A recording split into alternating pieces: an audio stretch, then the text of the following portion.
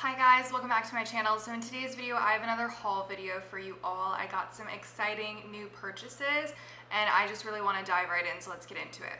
So first in my haul are these tester strips. I just got them from Amazon. It was about $8 for all of these. So I just thought that these would be helpful for videos going forward.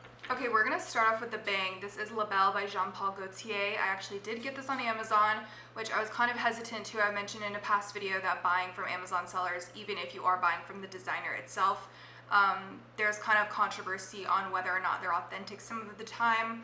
But under this specific listing, I didn't see too many people complaining about authenticity. I got the 1.7 ounce and I've heard so many things about this, so I'm so eager to smell it for the first time. It has notes of pear, vetiver, and vanilla. Okay, hold on. I haven't dealt with one of these bottles before, so it looks like I have to take this off. Okay, yeah, you have to take this chain off. Nobody has talked about that because otherwise, yeah, it won't go down to spray. So that was a little hard to take off. Be careful when you're doing that. So this is really nice, fresh, juicy pear at the opening, like a lot of people have stated.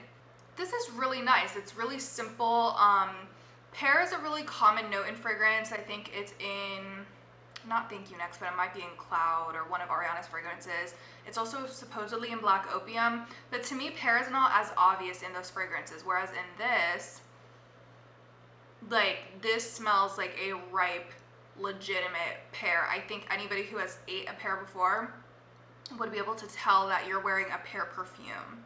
I have heard people discuss the vetiver. Kind of smells like a pie crust in a way, and I'm getting that vibe. It's not like it's not a dirty, earthy note at all. It is kind of just giving it more of that gourmand feeling. It's balancing it out. Like if it was pear and vanilla, it would be too simple. This is a really nice scent, and I don't know if I'm just falling into the hype or whatever, but I do find it to be pretty unique. It's a very simple combination of notes, but I feel like it works. I don't know if it deserves all of the crazy hype that it gets, just because people have talked about this scent as if it's like the best thing on earth, like you're gonna get a million compliments. So that is a really nice one. I'm not obsessed with it. Like I'm not gonna start foaming at the mouth and like recommending you guys run out and get it. If you are saving up to get it, it's kind of out of your price range. I would say just keep holding out. It's not something you need to run out and get. That is actually the first time I've ever smelt it. All the other fragrances I've smelled a few times.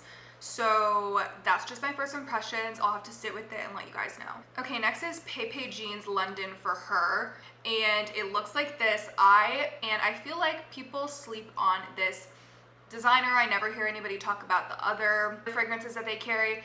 If anything, this has been talked about on YouTube a few times by Sarah Mays and Gabby Loves Perfume. But besides that, I barely see anybody talk about it. It comes off like this.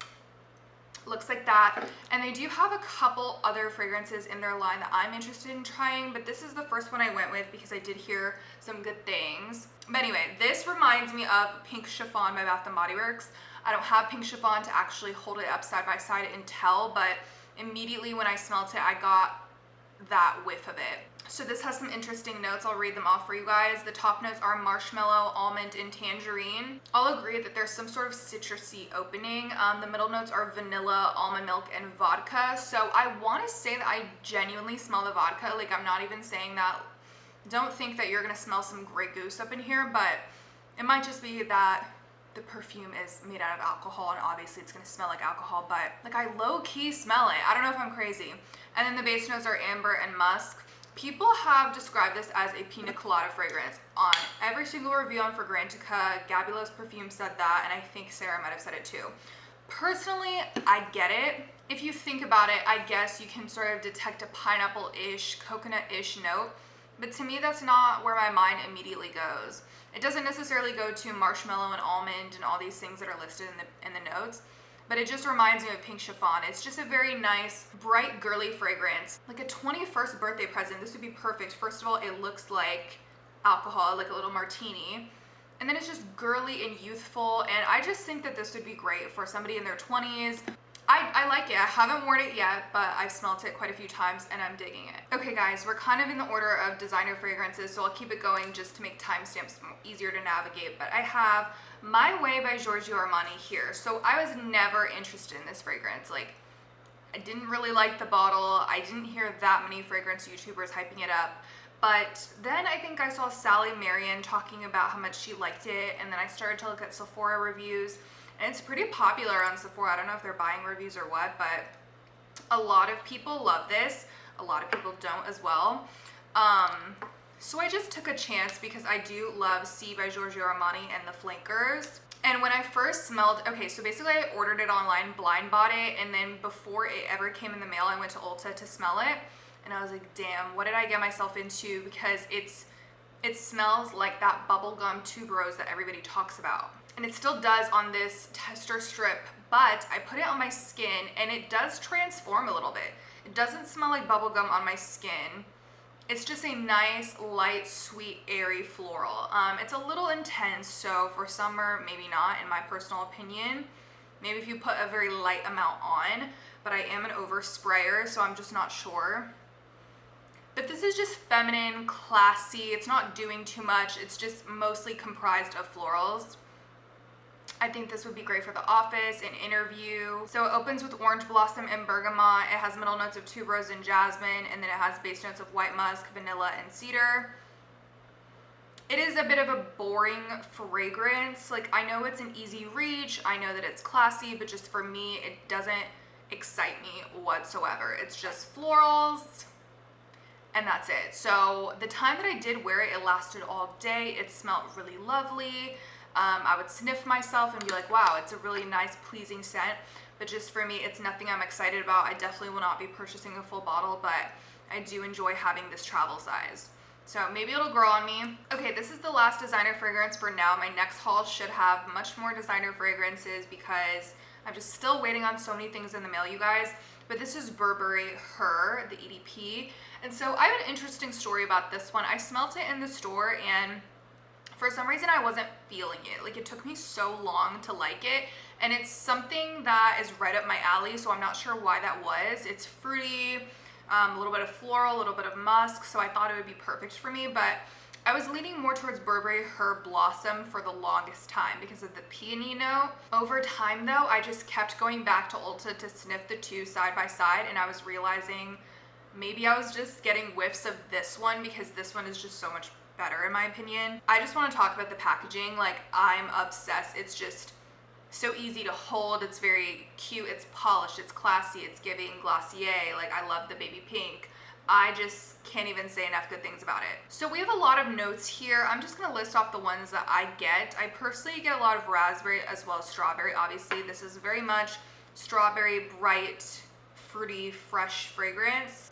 Just immediately when I spray it, it's like, wow, it smells like a Jolly Rancher. And I will say I'm surprised that this is so popular with all age groups. I mean, anybody can wear anything, as we know, but it's just a scent like this I thought a lot of people would write off for just being way too fruity, but surprisingly a lot of people like this. I think just something about strawberry, it's kind of underrated.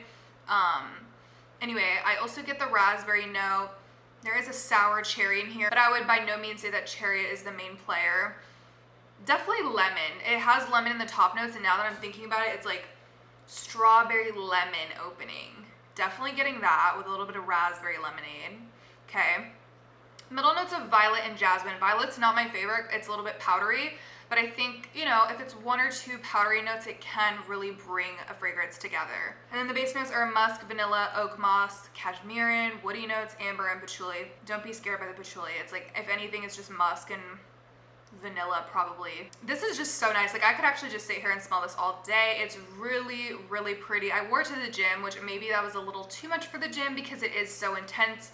But I still think it's appropriate for that setting if you just do a light spritz, if you're already wearing it. Spring vibes, just spring, even summer. But again, it can get cloying if you overspray because it's just such a long laster. So yeah, love, love, love this one. Okay, so now we're moving on to celebrity fragrances. Let's start off with Sunset Fantasy by Britney Spears. I did talk about this in my last haul video, or my first haul video. I had a sample of it, and I just decided to go ahead and get the 1 ounce of it because I just did really enjoy it. I probably like it just as much as Fantasy, to be honest. But this opens with grapefruit, mandarin, and apple. It definitely has that bright, fresh opening, but it has, I see sandalwood in the base notes. Like, I honestly feel like that's coming through just right off the bat. It has that depth to it. It's not just fruit and floral. So there is orange blossom in the middle note, which adds that floral component. There's also peach and raspberry in the middle note. So this is just very fruity. But like I said, that sandalwood is also a main player. There's also milk mousse and vanilla. So yeah, I talked about this briefly in my last video, saying that, you know, when I heard Sunset Fantasy, I was thinking, oh my god, this is gonna be some sort of like beachy pina colada scent, which I don't mind that. I don't mind pineapple or coconut notes, but I just didn't want it to smell like that, and I was pleasantly surprised. It's just a totally different take on the Sunset concept, and I just really like it. So if you have not had luck with the Fantasies, I would say maybe try that one. Okay, now on to one that I was unsure about, but I was so pleasantly surprised. This is Mariah Carey's Dreams. Why am I holding it like that? It has her signature down there, and this is a really cheap plasticky top, but it is pretty cute. I kind of went back and forth about whether I wanted to try this because of some of the notes, so let me read those off. It opens up with caramel, candy apple, almond, star anise, and bergamot. So, okay, you guys, I was afraid of apple notes before I got into fragrance, or like when I was subtly into fragrances, I was kind of like, no, I don't want to smell like apple juice. And I did hear some people say that this smells like apple cider. Just, I feel like saying that gives off the wrong impression because it absolutely does not. Apple in a fragrance to me, I guess, gives an appley, juicy note, but it's just like a bright, juicy opening. And plus, combined with the other notes, it's just not gonna be aggressively appley. It's just stunning. Like, not enough people talk about this. Like, I want more people to talk about celebrity fragrances on YouTube. Of course, people are gonna buy what they want to buy with their own money, but there are some hidden gems, and I feel like not a lot of people talk about Dreams on YouTube. And I'm not just saying this because I'm a Mariah Carey fan. I've tried two of her other perfumes that I really like one of them, and then the other one's just a pass for me. But this one is like, I will die on this hill. Like, this is a really, really good fragrance. It's complex. Okay, maybe not that complex, but it's just, it's fresh, it's fruity, it's juicy, with a touch of sweetness. Well, maybe not a touch. It has caramel dripping all over. It has tonka bean in the base, which is an amazing note. I love everything in here. So it has middle notes of honeysuckle, lily of the valley, freesia. This is where those fresh, whimsical florals come in. I can't, you guys. Like, I can't. I heard someone say it smells like laundry sheets. Maybe. I mean, you know, there's some really good smelling laundry sheets, but don't think Gain. Don't think of a boring dryer sheet. Think of something really sweet and fresh. I can understand that reference. Okay, moving on to Paris Hilton's Gold Rush. So this comes in a few other flankers, I guess you could say, but this is not the original. I don't think there's a rush, but it comes in a whole line. There's Platinum Rush, Rosé Rush, and this is the one that I decided to try out. I did not notice that it kind of has a heart in the back. Really, really cute. So I heard one or two people say that this is a dupe for Bon Bon by Viktor and Rolf, and I ran with it. I was like, are you kidding me? I need to try it now. This smells so much like Bon Bon by Viktor and Rolf, it's not even funny. This is really, really sweet. So it opens with nectarine, lemon, and bergamot. That makes it sound like such a citrusy opening. It's really not that citrusy, but definitely the nectarine. There's some orchid, rose, and violet in the middle notes, and then there's praline, vanilla, and cashmere in the base notes. Praline is just one of my favorites, and this is amazing. This is such an amazing find. I've only seen a few people say it's a dupe for Bon Bon, but I definitely have to agree, and I wish more people knew that. Bon Bon does not have long-lasting power whatsoever. I'm not the only one who thinks it. I've heard several people say the same thing. So for the price tag, like, you might as well get the celebrity dupe. I honestly think this one lasts longer. Like, I don't think, I know, because I wore this today and it lasted for probably about 6 hours, and you need to reapply, but just for the price, there's nothing wrong with reapplying. I actually love the activity of applying fragrance, but when it comes to designer or niche prices, I can't justify that price tag for crappy longevity. But yeah, Bon Bon doesn't last longer than 2, maybe 3 hours on me, even if I overspray. So 100% get this one. I don't want to say that they're identical dupes. They're obviously a little bit different. I sprayed one on one arm and one on the other arm, and there was like a slight nuance to each of them, but like, you're not going to be disappointed. It's 90% the same. Okay, and the last one is just a little body spray, you guys, but you know I do Bath & Body Works videos sometimes, but this is not Bath & Body Works. This is Body Fantasies, and it has nasty sticker residue on it, but I'll remove it. This is just vanilla, and the reason I bought this is because this is supposed to be a dupe for Vanilla Lace by Victoria's Secret. And so that's a discontinued fragrance. People do sell it for upwards of $40 because it was just a really popular fragrance. I will not be purchasing anything for $40 that is a body of mist. But, you guys, like, honestly, I don't know if I got a bad bottle, but this is not the creamy, iconic vanilla that people say it is. It's not bad by any means, but, like, definitely prefer bare vanilla. So if this is what Vanilla Lace actually smells like, I don't think it's worth it. This is a nice, it's a nice vanilla. At first it is very artificial and just not that pleasant to me, but it does dry down to be a better, nice, mature vanilla. But just to me, I don't know. This was $9. I feel like this is probably worth $2 to $3 in my opinion. Like, I don't know why it was $9, probably because I got it at Walgreens, but I don't know if I would recommend it, to be honest. Again, maybe I got a bad bottle, but definitely prefer bare vanilla. I prefer Vanilla Bean Noel, and I even prefer warm vanilla sugar, because this is just not it to me. Okay, guys, we kind of ended on a bad note, but I'm super excited about all of the fragrances in this video. I'm so excited to keep expanding my collection, and like I said, I have some more fragrances coming. I will start coming out with more videos about different things, not just hauls, not just recommendations, so stay tuned for that. And please don't forget to like and subscribe if you're interested. Thank you for watching. Bye.